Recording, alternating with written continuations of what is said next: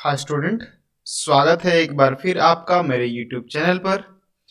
तो आज हम हाजिर हैं क्लास 10th के मोस्ट इम्पॉर्टेंट ऑब्जेक्टिव क्वेश्चन को लेकर।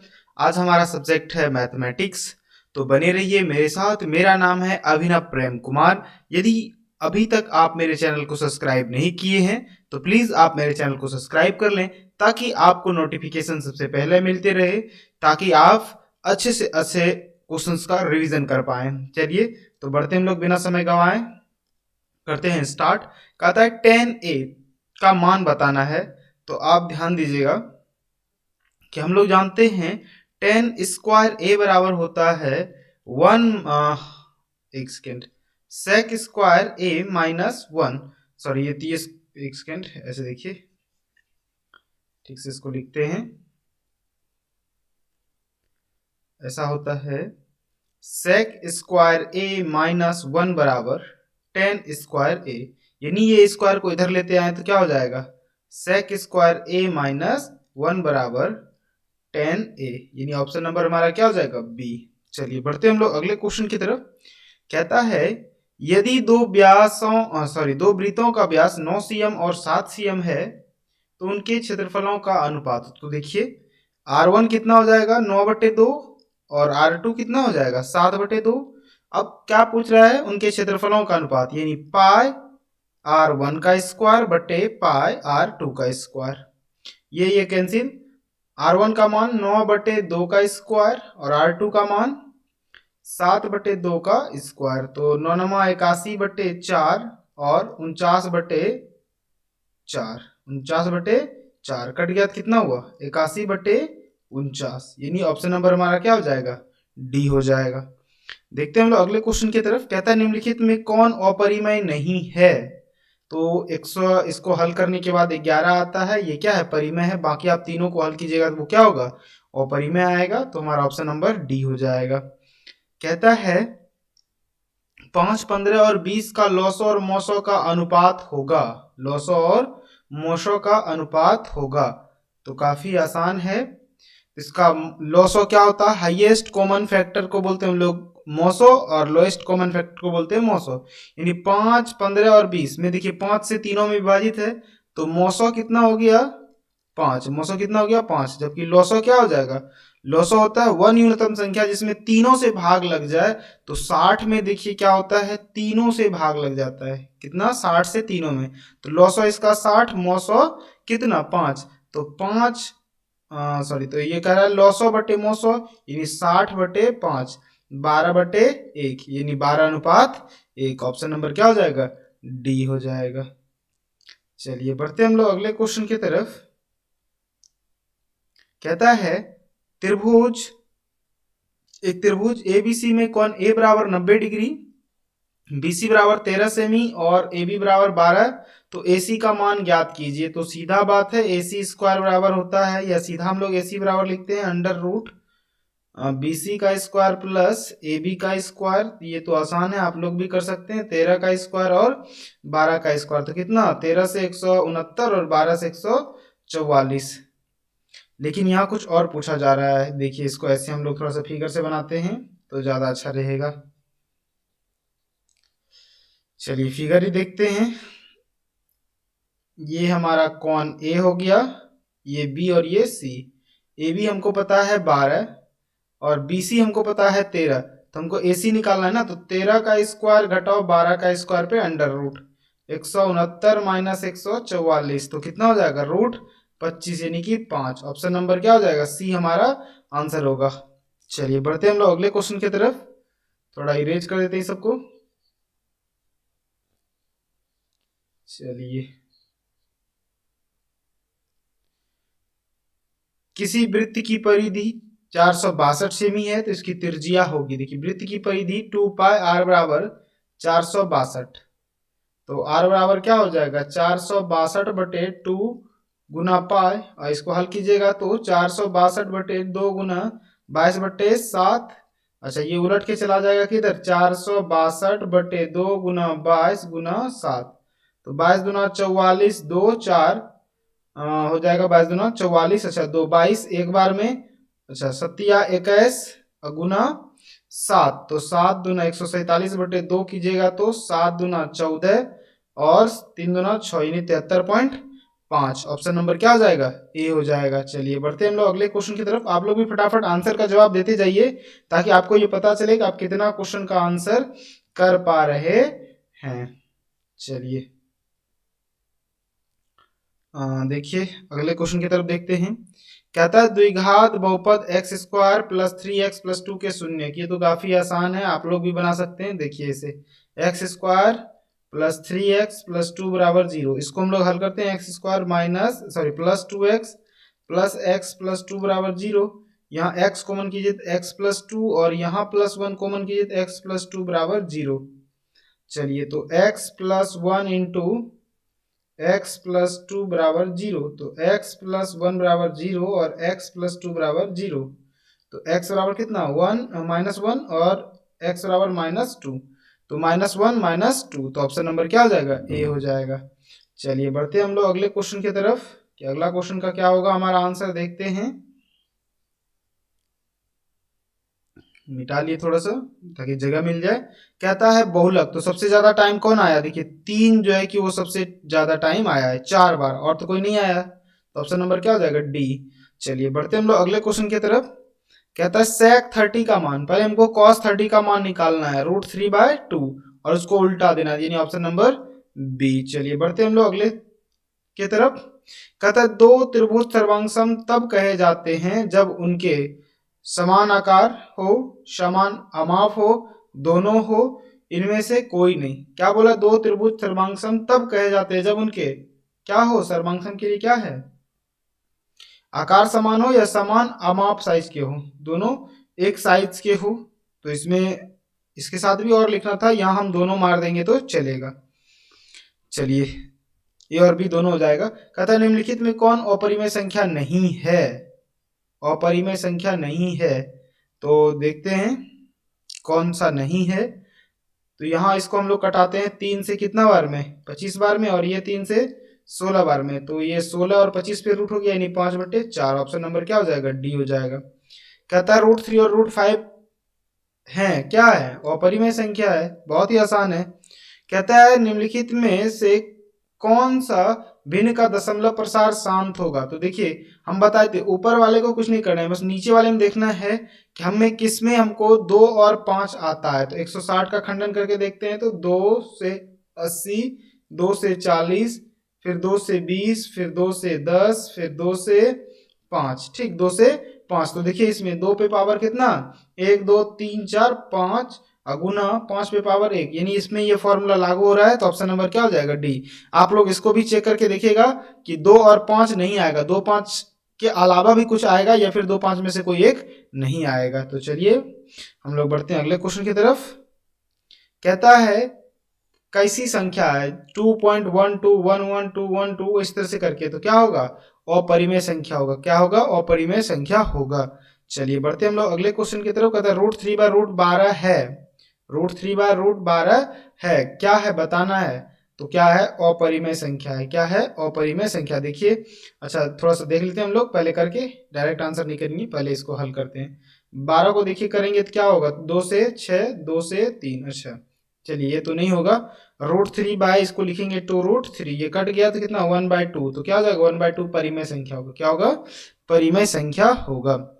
चलिए बढ़ते हैं हम लोग अगले क्वेश्चन की तरफ। कहता है द्विघात बहुपद x² - 3 के शून्यक होंगे। यहाँ देखिए x² - 3 बराबर 0, तो x² बराबर कितना 3, तो x बराबर प्लस माइनस √3, तो एक बार प्लस एक बार माइनस, तो ऑप्शन नंबर क्या हो जाएगा? बी। चलिए बढ़ते हम लोग अगले क्वेश्चन की तरफ। कहता है निम्नलिखित में कौन बहुपद नहीं है? तो ये सीधा सीधा दिख रहा है कि सी नंबर जो है वो ऑप्शन जो है कि वो शून्य सॉरी बहुपद नहीं है। चलिए बढ़ते हम लोग अगले क्वेश्चन की तरफ। कहता है कौन रेखीय बहुपद व्यंजक है? कौन रेखीय बहुपद व्यंजक है? यानी जिसपे पावर 1 हो उसको रेखीय बहुपद कहते हैं। तो यहाँ मैक्सिमम पावर कितना है? 1, इसलिए क्या होगा? रेखीय बहुपद होगा। चलिए बढ़ते हम लोग अगले क्वेश्चन की तरफ।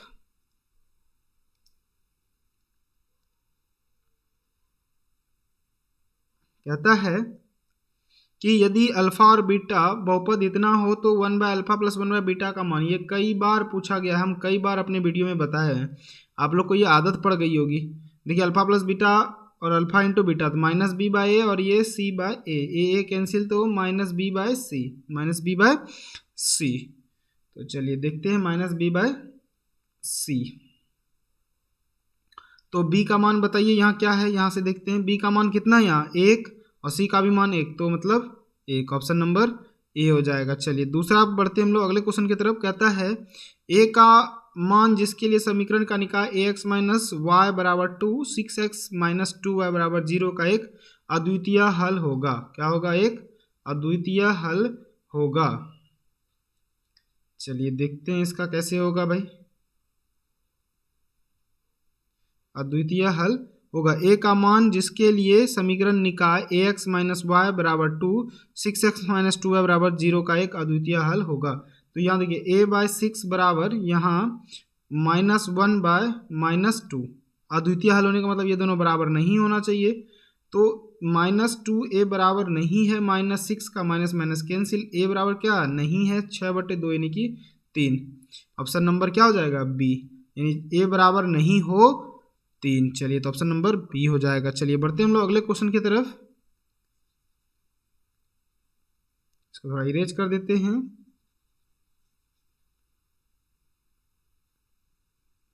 चलिए देखिए थोड़ा सा, कहता है a के मान जिसके लिए समीकरण का निकाय क्या हो, अनगिनत रूप से अनेक हल हो। हम आपको बता देते हैं, आप हल कीजिएगा। a1/a2 = b1/b2 = c1/c2, ये फॉर्मूला पुट करना और जैसे हम ऊपर वाला बताया वैसे ही आपको बनाना है।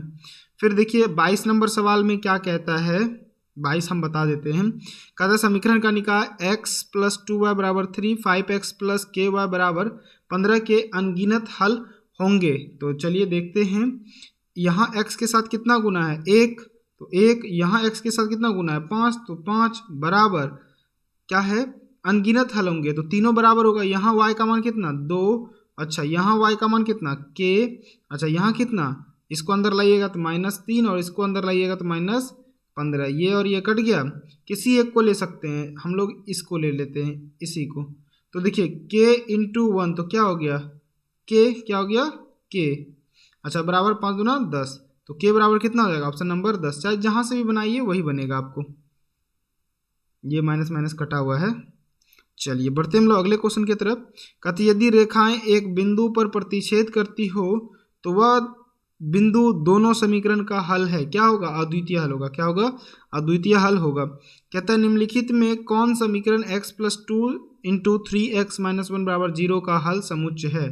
तो देखिए x + 2 = 0 और 3x - 1 = 0, तो ये क्या हो जाएगा x = -2 और यहाँ 3x = 1, यानी x = 1/3, -2 और 1/3, ऑप्शन नंबर बी हो जाएगा। चलिए बढ़ते हम लोग अगले क्वेश्चन की तरफ। कहता है निम्नांकित समुच्चयों में किसमें द्विघात समीकरण x² - 5 = 0 के मूल होंगे। तो ये देखिए x बराबर क्या हो जाएगा x² = 5, यानी x बराबर क्या +-5, तो ये दोनों क्या है बताओ, बताइए। तो ये दोनों क्या है? अपरिमेय संख्या। क्या है? अपरिमेय संख्या। चलिए बढ़ते हम लोग अगले क्वेश्चन की तरफ। कहता है द्विघात समीकरण ax² + bx + c = 0 के मूल वास्तविक एवं समान हो तो क्या होगा भाई? मूल वास्तविक और समान हो तो b² - 4ac = 0, यानी b² बराबर क्या 4ac, यानी b बराबर क्या होगा हम कह सकते हैं।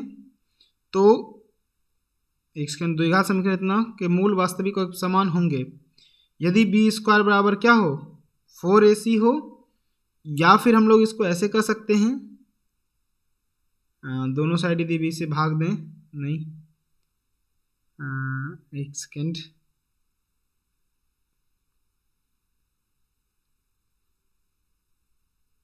यहाँ देख रहे हैं कि ऑप्शन में कुछ लूप होल छोड़ा है या फिर सवाल थोड़ा सा अधूरा है, इसमें और भी कुछ पूछना चाहिए था, समान होगा या क्या होगा ऐसा पूछना चाहिए था, तो यहाँ शायद थोड़ा सा इसको ऑप्शन में गलत है। बढ़ते हम लोग अगले क्वेश्चन की तरफ।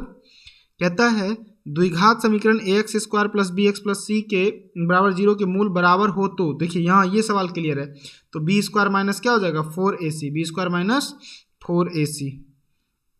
चलिए, यदि द्विघात समीकरण ax square plus B X plus C बराबर 0 तो B square less than -4ac हो तो क्या होगा। देखिए बी स्क्वायर जो है वो छोटा हो रहा है 4ac, तो क्या हो जाएगा, क्या बोलते हैं, वास्तविक ही नहीं होगा। क्या होगा, वास्तविक ही नहीं होगा। क्यों, तो ये माइनस में आ जाएगा जिससे कि वास्तविक नहीं होगा। बढ़ते हम लोग अगले क्वेश्चन की तरफ। अगला क्वेश्चन कहता है, देखिए कि संख्या 10, 7, 14 का 30वां पद है। 10, 7, 14 का 30वां पद है। तो यहाँ देखिए a बराबर कितना है, a बराबर 10 है। अच्छा, d बराबर कितना है, यहाँ देखिए घटाइएगा तो कितना आएगा, -3। अच्छा, an हमको ज्ञात करना है तो a प्लस 30वां पद निकालना है। तो ऐसे हम लोग लिखते हैं, थोड़ा सा n हमको दिया हुआ है 30, तो an बराबर हम लोग जानते हैं, या a 30 बराबर क्या जानेंगे, a प्लस 29d। a का मान 10 प्लस 29 गुना d का मान -3, तो 10 माइनस कितना 29 दिया 81, घटाइएगा तो -71, सॉरी 29 नौ या 87 होगा, तो ये 77 हो जाएगा। कितना हो जाएगा, -77, यानी ऑप्शन नंबर बी। 30 नंबर में देखते हैं, सेम उसी तरह का सवाल है 30 नंबर भी। आप लोग बने रहिए मेरे साथ। यदि अभी तक आप मेरे चैनल को सब्सक्राइब नहीं किया तो प्लीज़ आप चैनल को सब्सक्राइब कर लें, ताकि परीक्षा एग्जाम के बाद आप ITI, पॉलिटेक्निक और डिप्लोमा जैसे कॉम्पिटिटिव एग्जाम एंट्रेंस का तैयारी कर सकते हैं। चलिए, यहाँ a बराबर क्या है, देखिए a बराबर 3 है, -3 है। d बराबर कितना है, -1/2 में घटाइएगा -3 को तो ये +3 हो जाएगा, तो -1/2 और +3, तो लघुत्तम लीजिएगा तो 2 -1 + 6, तो 5/2 हो गया। d कितना मिला हमको, 5/2। तो a 10 बराबर हम लोग जानते हैं a + 9d। a का मान कितना है हमारे पास, -3 + 9 गुना 5/2, तो -3 + 9 × 5 = 45/2। इसके नीचे नहीं कुछ एक लघुत्तम हम लोग 2 ले लिए, तो -6 + 45, तो ये कितना हो गया, 39/2। लेकिन ऐसा यहाँ कुछ है नहीं, इसका मतलब हम लोग कहीं गड़बड़ किए। देखते हैं क्या है, फिर से एक बार इस सवाल में कहीं कुछ छूटा हुआ है, देखते हैं। थोड़ा इरेज करना ही इसमें हो जाता है, एक साथ नहीं मिटता है। बस गिव मी सम सेकेंड, एक सेकेंड, बस हो गया है, थोड़ा सा मिटाना है और।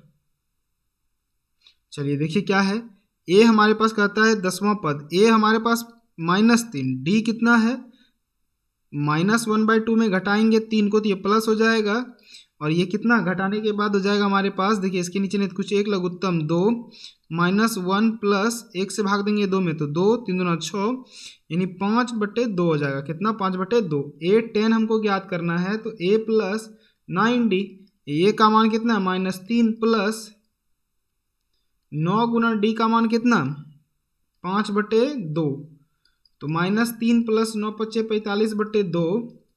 इसके नीचे नहीं कुछ एक लघुत्तम 2 हुआ, और 2 1 से भाग देंगे 2 में, तो 2 -6 + 45, यानी 39/2।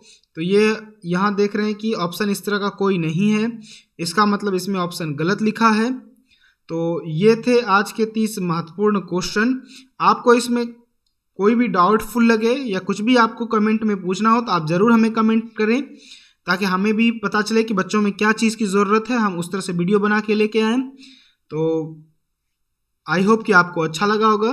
तब तक के लिए धन्यवाद। जल्द ही हम इसके नेक्स्ट पार्ट को लेकर उपस्थित होंगे।